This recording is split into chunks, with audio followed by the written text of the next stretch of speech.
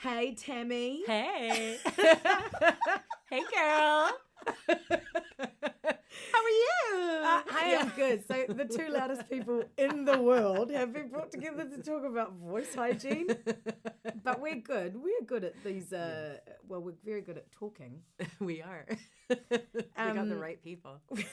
And I guess what we want to do today is just talk about more you, but I will probably throw some of my 10 cents in as well too. But just how you maintain the voice that you have and what kind of things you like to focus on in your day-to-day voice hygiene. That has changed dramatically, probably even in the last 5 years. Before that, I was young and foolish and actually, could gig for 4 hours a night, 10 till 2 at good old Sky City, 3 nights in a row. And Probably not even together. blink. Yeah. And not even blink, like not even feel anything. The next day I was, the resilience of a 20-something voice. But now that I'm an old woman, an old broken woman, I have children. Oh, I hear you. Sleep deprivation definitely played a crucial part in changing my routine. Quite frankly, I never used to warm up. I never did anything to take care of my voice.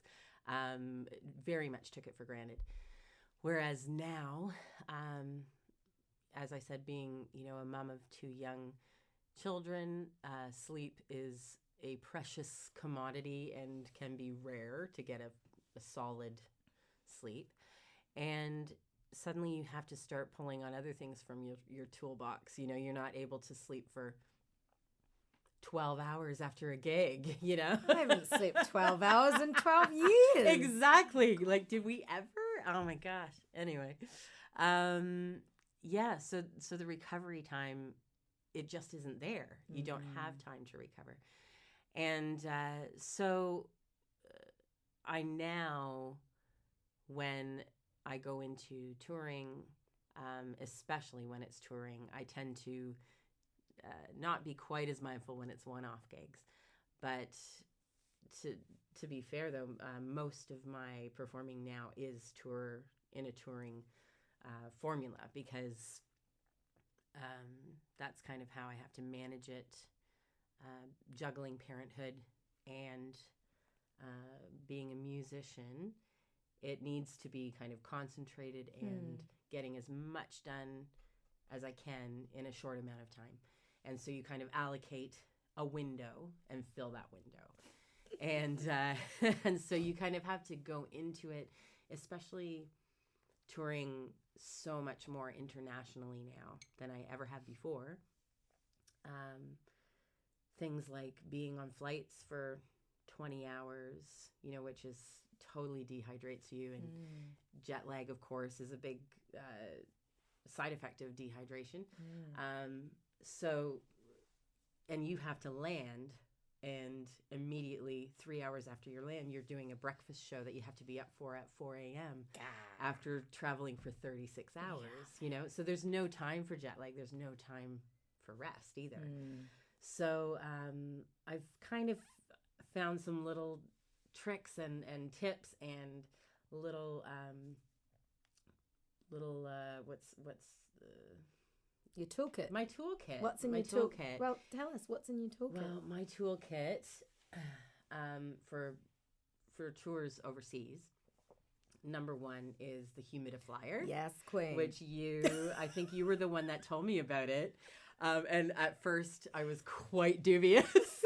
Like, what the hell is this thing? And you get a lot of looks on airplanes. It's this, it looks like an oxygen mask. It looks like you're on death's doorstep. Like, people are looking to see if you're hooked up to something, but it's basically this clear kind of oxygen mask that you put on, and it recirculates your air. So it keeps you moisturized, and it's filtering the air as well too. It's There's a little filtering, filter, right? so it's keeping out all those nasty germs that everybody's coughing into the air, and the good old airplane is recirculating through the system. So it keeps out germs, keeps you hydrated, and I literally can land and no jet lag, keep going. And so it's been, every vocalist I talked to, like Nadia Reid was one. She's like, had her first overseas tour coming out, and I bought her one. And I'm like, this is my gift to you. So good. You are going to thank me later. And yeah, now she swears by it as well. Great. And I think she's then passed it on to Holly from Tiny Ruins. Oh, good. And so it's the gift that keeps on giving. We need a humidifier hookup, clearly. I know. Sponsorship. Hello. I know. But it was a New Zealand flight attendant that invented them. No yeah, way. Air New Zealand flight attendant. I didn't know that. And so all the All Blacks use it. And well, that's right. So that, if you're any high performance athlete, which singers obviously are. Yes. You have to look at these key elements. What else is in your kit, girl? This for travel.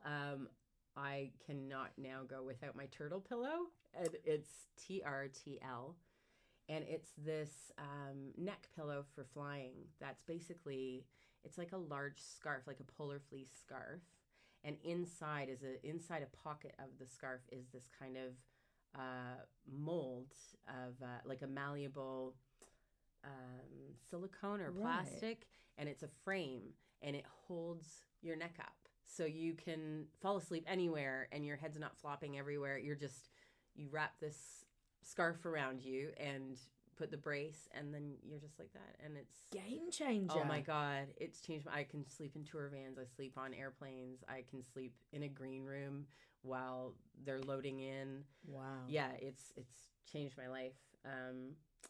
And so that's in my toolkit. A box of Liquorice Tea. I try to take Manuka honey lozenges with me. New Zealand Manuka honey lozenges. Yeah, the Comvita ones, I think. The Comvita ones, and even more, I love the ones that are just pure honey. Like there's nothing else in them. They're just Manuka honey hardened, I've been using the Kiwi herb throat spray. Yes. Just to keep any nasties away, and gargle and do the the nasal irrigation. But actually, was it you that told me about the fess? Or no, was it somebody told me. Was it? Oh, it was my chemist, I think. Nice. I went to, because you have to replace them every few months. I went to get like the Sinumet or whatever. And that's it. And she said, that fess has just brought one out and it's like half the price. Yeah, and it's the same thing. Exact same I thing. need to replace mine, so I'll give it a burn. Yeah. So the Fess nasal irrigation, which again, some people can't handle it. It's gross to do. Yeah, it's an acquired kind of sensation, isn't it? And it's quite disconcerting. But if you can kind of think of it as, swimming in salt water and you're pushing the water out of you. Yeah, I don't know. I try to pretend I'm on the, on the beach and going for a swim to kind of get past it mentally. It doesn't really work. And if my husband walks out, I'm like, get out! Get out! This will end our marriage. My kids like to watch me do it. Yeah. It's like a magic trick, like a sword in the mouth. Yeah, it's that human nature. You can't take your eyes away from like the car accident, right? You can't. It's so gross. But anyway, it's great because it just keeps everything hydrated, but it also just kills any germs that are trying to take hold, which when you're on tour, that's your biggest enemy, and your biggest fear is getting a cold or getting sick on the road, which is very easily done when you're traveling. My steamer is probably my most important thing in my toolkit, like more than almost anything. Well, the pillow is pretty important, but vocally, having my humidifier, I have like a little small, what was that brand? You know the brand that Yuli gave us. Homedics. Yeah. And there's an attachment that's like it's supposed to be for facials, and you put the whole thing over your whole face. I got rid of that, and they have like a little small one that just fits over your mouth and your nose. Perfect. And you can pardon me, take it anywhere. And yeah, it's really, really, you can just feel it, you know, kind of the steam just coating your vocal cords right before you go on. So I try to do it as much as I can, like when I wake up in the morning in the hotel, because the hotel rooms are always dry, you know, air conditioning. And then try to do it when after we've arrived somewhere and we are checking into the next hotel later that day. Yes. Try to do a session then, and then bring it with me to the green room before the show and do it right before I go on as well. Because if you don't know, the people that are listening don't know, the steaming is the only hydration that's actually topical. So you can drink and drink and drink everything, but it never touches your vocal folds, and it's got to, depending on the individual, it takes however long it takes to hydrate internally. It can take days. It's like before 72 hours, I think, is the go-to. 3 days before, avoid any dehydrating substances like booze and energy drinks, which is what you probably live on. Well, not the average musician. Not any. No. Probably lives on. God, they're just they're another really bad enemy of the voice. Yeah. And so steaming is the best thing that you can do to get hydration on your voice instantly. Yeah, the only thing you can do. Yeah. No, so and there's been times like I left it plugged in a green room in London halfway through the tour. I'm like, no, and my mom ended up getting it and posting it back, but of course I didn't have it for the rest of the tour. So what I ended up doing is almost every green room has a kettle. And so I would boil the kettle. You don't do it when it's boiling. Boil the kettle, let it sit for a minute, and then pop the top open, get a towel, and I actually didn't put it over my whole face because, you know, my hair's done, my makeup's done. So I just put it over the kettle and then put the other end of the towel around my mouth and nose. Check you out. That would be the Kiwi ingenuity. Exactly. Exactly. We can do anything with a kettle over here. Kettle and a towel. That's pretty good. I've not tried that before. I've done the thing where I've used the double insulated drink bottles because they take hot water, and then I just chuck my mouth over the top of it. Which is unattractive. But functional. None of these things, let me just say right now, none of these things that we're talking about are attractive. You will not be having a video demonstration. Although I have done a nasal irrigation video demonstration. Oh, dear God, have you? Is it on the interwebs? It is not on the interwebs. Okay. but it might be. I might have to do a new one and put it up. Strangely, the steaming video that I have done has the most hits out of all the videos. Really? Yeah, the singing tutorial videos. Do you think it's because it's guys typing in steamy video and that's what comes up? I think it's because it's a garment steamer, because I use my garment steamer too, so it's probably some kind of weird, who knows? Yeah. Something for everybody. What else do you have in your toolkit? I think those are all kind of my go-to practical things. Another thing I bring on the road with me is my physio gave me it's a ball it's almost like a squash ball. It's really, really hard and dense, and you can just pop it in your gig bag, and before I go on, I do my stretches, I do my warm-ups, and I start by rolling. Like, all you need is a wall. And you don't have to lie down on some scummy green room floor or backstage when you don't know what's there. But it's sticky. It stopped. And it's sticky on the floor as well. Oh, too. you just don't even know. If your heels are sticking, we don't want to know. Your body does not want to go there. So anything, it has to be, stretches. All the stretches are standing stretches. Yes. And then the ball, you just need a flat wall, and you roll it through and knead your muscles, and especially around like the neck and shoulders, to get all those muscles warmed up and ready to engage for singing. Yeah, and lower back and yes. Yeah. Good. And then what sort of stuff do you do vocally as part of your warm up? I do sirens, lots and lots of sirens. Wake up my voice. Try to do them in bed before I get out of bed when I'm on tour. You're amazing. You're only saying that because you're the one that told me to do that. And you're like a mom to a child going, good girl, good girl. Hey, pat on the back where it's deserved, I say. So yeah, do them then. And I I also do them throughout the day quietly in the tour van, but I mean, my band are used to hearing me make funny noises, but and you can do them silently too, right? Yeah, you can do them, and there's kind of that tiny like little silent scream that comes out. It sounds like a tiny person is like, help me. Yeah. But yeah, I just do like my sirens and sirens with, kind of the, to relax all those muscles.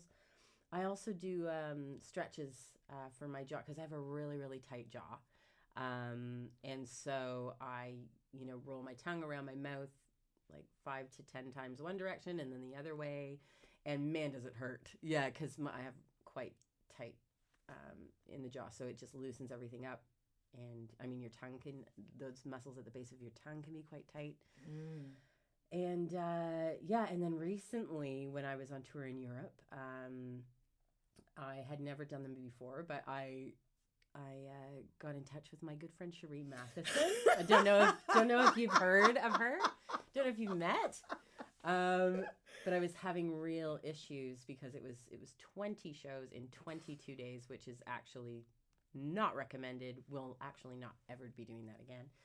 And so I ended up calling you, going, help! Like I'm losing my voice. It's too much. And kind of learning. You showed me like laryngeal massage. And it's really kind of do neck massage, and it feels strange. It's the weirdest you're massaging feeling. Your neck and your voice, the front. And doing kind of those tongue-based massages, which they all feel quite strange, but releases so much tension, and made such a huge difference. And that like tongue root tension can like change your whole sound, and it has such a huge follow-on. So, important to relax.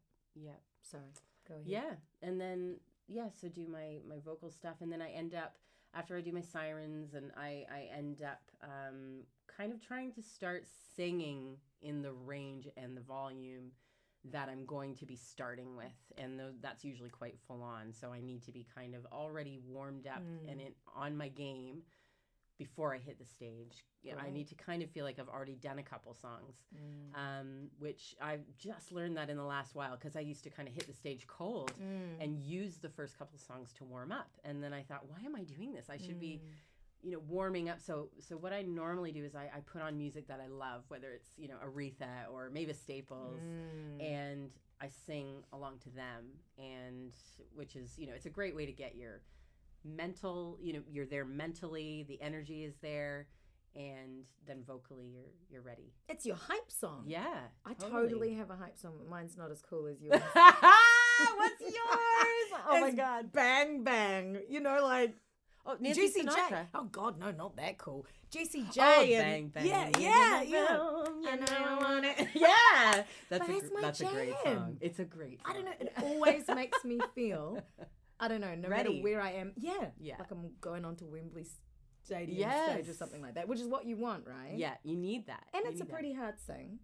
I don't do the rap. Oh my god, that high, take you there. Yeah. That's pretty full on. I might add the rap in just to you keep my totally, chops up. Girl. You could totally spit some rhymes, girlfriend.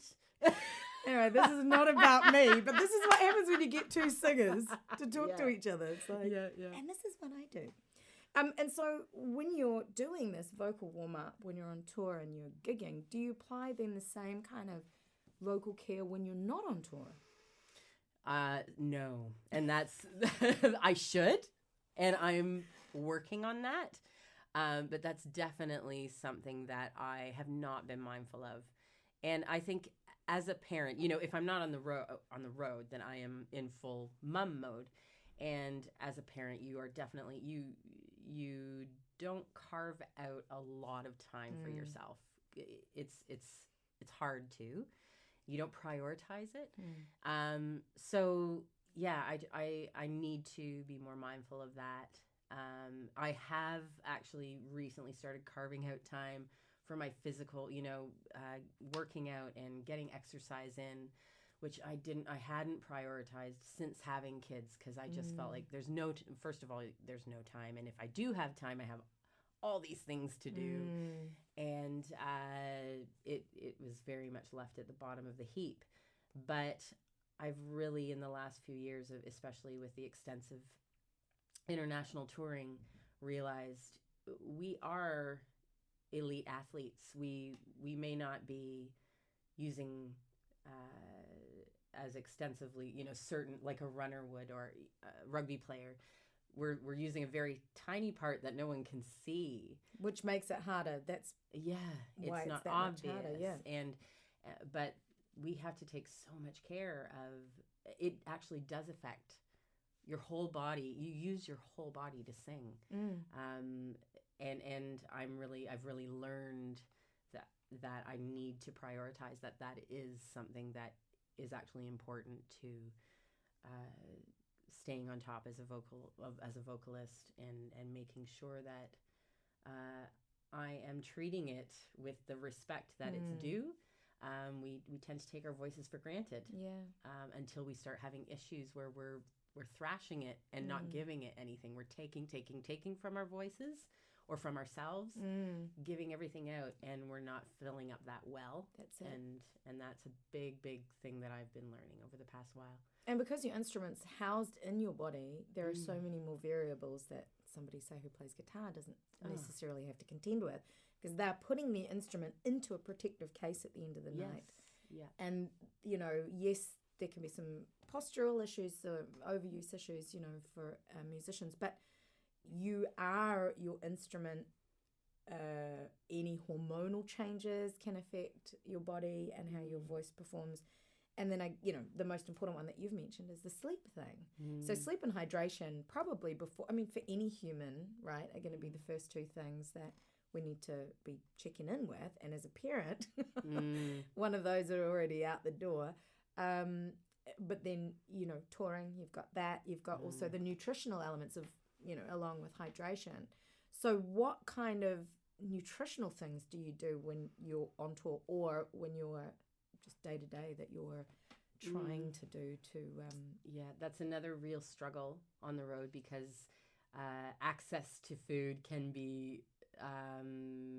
access to healthy food can be very limited. When you're in a tour van for 8 hours, you tend to stop at gas stations, which only have rubbish. And then you get to the venue and they've got a rider of, crackers and chips, and you hope some veggies and fruit. But then your meal times are all over the place. You don't know when you're going to eat. I don't like eating before I sing. So that means that I don't want something heavy on my stomach. So if I don't get a substantial lunch, then I'm not eating until midnight. After the gig, after everything's done, because I don't want something, you don't want like anything sitting on your and burping it as you're singing the show. Exactly. That's just me. I don't like that. And then that adds in the possibility of reflux if you're eating close to bedtime, which is a bit of a silent reflux. You don't know what's happening, and B, it's pretty damaging. If anyone doesn't know, it's gastric acids move up through your esophagus onto your vocal which is just like giving them a nice acid bath. Which is not ideal. Isn't really what you want to be doing. And I'm going to wrap it up and say thank you so much for talking to me about your vocal hygiene and what you do when you're on tour. This is amazing. Thank you. Thank you.